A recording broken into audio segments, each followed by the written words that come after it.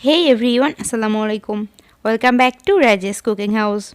আজকে আপনাদের সাথে শেয়ার করব কিভাবে ঝটপট ঘরে চিকেন স্যুপ তৈরি করা যায়। এটা তৈরি করা একদম সহজ, যারা নতুন রান্না শিখছেন তারাও পারবেন।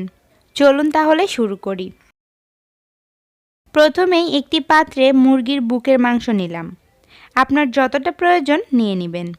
এবার এর মধ্যে অ্যাড করে দিচ্ছি 1 চা চামচ কালো গোলমরিচ গুঁড়া, 1 চা চামচ পরিমাণ আদা বাটা ও স্বাদমতো লবণ। এবার পর্যাপ্ত পরিমাণ পানি দিয়ে দিব। এই পানিতেই স্যুপটা তৈরি করব। আলাদা করে আর কোনো চিকেন স্টক দিব না। এখন দিয়ে দিচ্ছি 2 চা চামচ রান্নার রেগুলার তেল। এবার ঢেকে দিয়ে রান্না করব মাংস ভালোভাবে সিদ্ধ হয়ে যাওয়া পর্যন্ত। মাংস সিদ্ধ হয়ে গিয়েছে। এখন এটা পানি থেকে উঠিয়ে নিব। এরপর এই যে দেখুন, কাঁটা চামচ দিয়ে শ্রেড করে নিয়েছি। আপনি চাইলে চাকু দিয়ে ছোট ছোট করে কেটেও নিতে পারেন।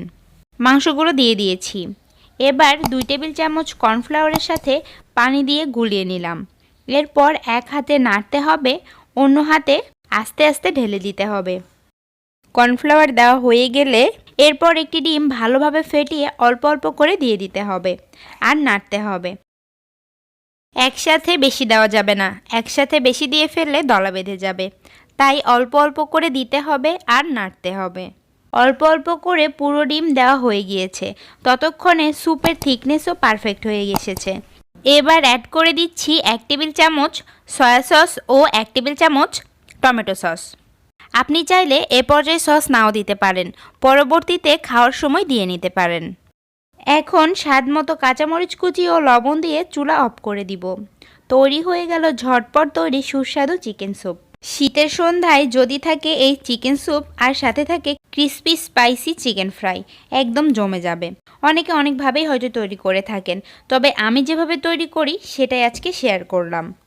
আশা করি আমার আজকের সহজ রেসিপিটি আপনাদের ভালো লেগেছে। একবার হলেও ট্রাই করবেন। আর আমার রেসিপিগুলো ভালো লেগে থাকলে প্লিজ লাইক ও কমেন্ট করবেন। আর এমন সহজ সব রেসিপি পেতে চ্যানেলটি সাবস্ক্রাইব করে আমাকে এগিয়ে যেতে হেল্প করবেন। আজকে বিদায় নিচ্ছি। সবাই অনেক ভালো থাকবেন। আল্লাহ হাফেজ।